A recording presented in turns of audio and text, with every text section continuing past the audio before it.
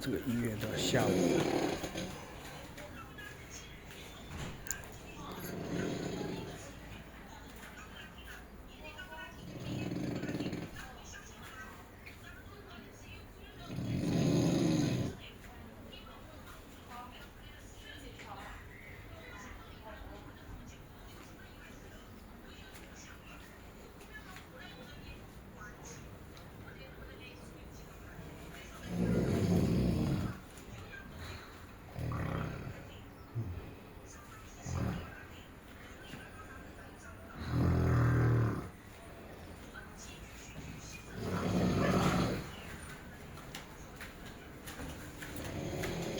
我现在在医院里陪丈母娘出院，然后有一次他们跟我说晚上没法睡觉，旁边一个人打呼噜打得很响很响。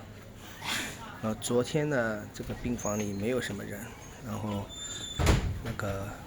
我丈母娘就说今天晚上睡在病房里，她懒得回去嘛，她说蛮好。那问题是这个大呼噜来了之后啊，就没有办法休息了，这个也没办法的，看运气。所以刚才给大家听了一下这个声音 ，OK。